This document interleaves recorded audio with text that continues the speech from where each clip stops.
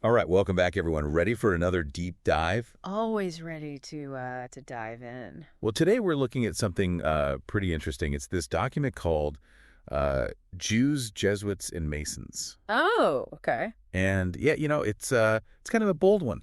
I imagine so. The author basically comes out swinging. They make this claim that Jews, Jesuits, and Freemasons are like working together to, tear down Western civilization as we know it. That's quite the accusation. I mean, those are three very different groups. What exactly is their evidence? Well, that's what we're going to try to figure out. I mean, they actually call them a subversive force, which is, well, it's a pretty strong statement. Yeah, no kidding. So I think what we need to do is kind of unpack this. Like, what's the author's worldview here? What are the claims they're making about each of these groups, and how do they all fit together in this grand theory? Yeah, definitely. I'm curious about that. Like, how do they even connect these groups? They seem so different on the surface. Right. It's not like they're like, having secret meetings together or anything.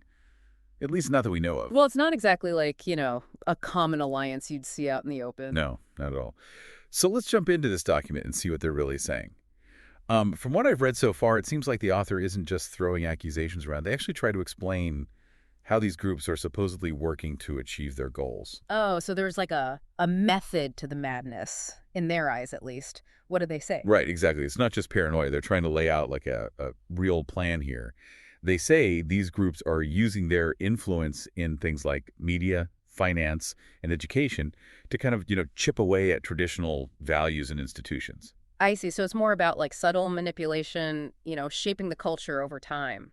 Yeah, like they're pulling strings behind the scenes. Like they're these puppet masters controlling society and leading it towards, what the author sees as its destruction. Wow. Okay, so they're not just powerful, but they're also like sneaky in the author's view. Absolutely. They're operating in the shadows, Yeah. shaping the world to fit their agenda. Okay, that makes sense. But you said earlier that even though the author thinks these groups are working together, they don't actually agree on what the future should look like, right? Yeah, that's the really interesting part.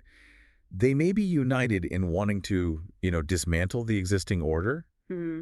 but they each have a different vision for what comes next. So like competing blueprints. Exactly. Like rival architects trying to tear down the same building, Yeah. but with totally different ideas about what to build in its place. That's fascinating. So what are some of these different visions? Well, for example, the author argues that Jews are aiming for like a global secular society, Mm. while Jesuits are, they want a theocratic society ruled by the papacy. Right. So very different goals there. One's about removing religion from power, and the other is about putting it front and center. Exactly.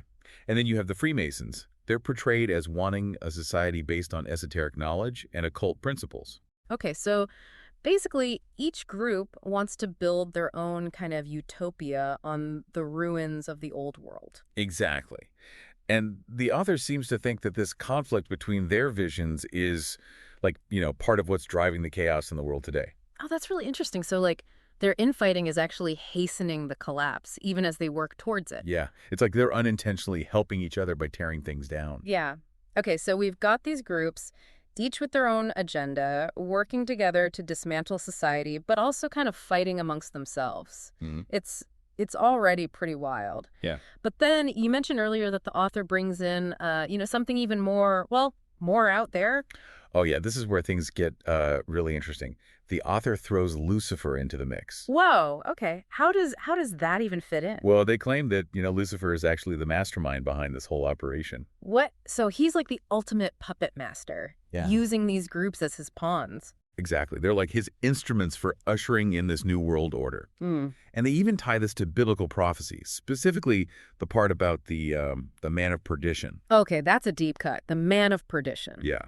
The author interprets this prophecy as, foretelling a figure who will rise from the chaos that these groups are creating. And he'll basically solidify Lucifer's influence over the world. So it's like a spiritual battle playing out on the world stage. Right. And it's all leading up to, the apocalypse as described in the Bible. Wow. Okay, so we've gone from secret societies to the apocalypse. That escalated quickly. I know, right?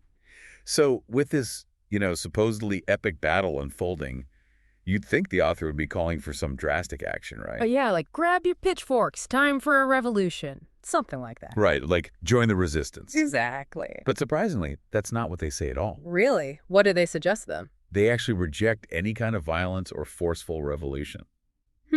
That's unexpected. Yeah. Instead, they really emphasize the importance of individual morality. Okay, interesting. So it's more of an inward focus then. Exactly. They believe that resisting these forces starts with self-improvement, like, strengthening your own moral core. So it's like be the change you want to see in the world, but with a kind of apocalyptic twist to it. Exactly. They seem to think that that moral decay empowers these groups. It hastens the world's downfall. So the solution is personal piety and righteousness. Hmm.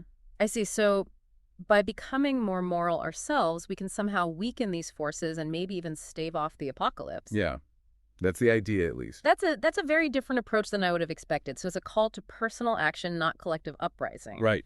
Improve yourself, strengthen your moral core, and that's how you push back against this grand conspiracy. Yeah, exactly. They really hammer home this point that moral uprightness is like the antidote to all the evil forces at work in the world. I see. But, this brings up a really important question. Does focusing solely on individual morality kind of neglect the possibility of, like systemic issues that might also be contributing to this decline? Oh, absolutely. I mean, Mm. is it really enough to just work on ourselves? Hmm. Or do we also need to look at, potential flaws in the very structures of society? Exactly. Like, are there problems baked into our systems that might be making things worse, regardless of individual virtue? Right, exactly. I mean, that's something to think about, isn't it? Yeah, it's a big question, and it's one that, goes beyond just this document. Absolutely.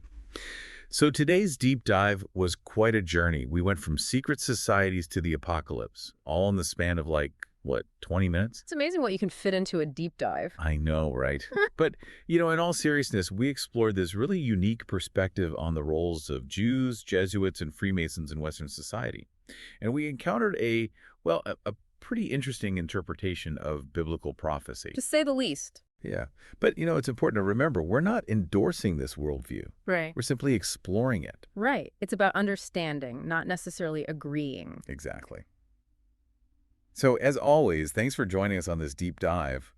And, keep thinking about these questions because they're important ones, whether or not you agree with the author's, particular take on things. Definitely. Always good to have your worldview challenged a bit. Keeps things interesting. Absolutely. All right, we'll see you next time. See you then.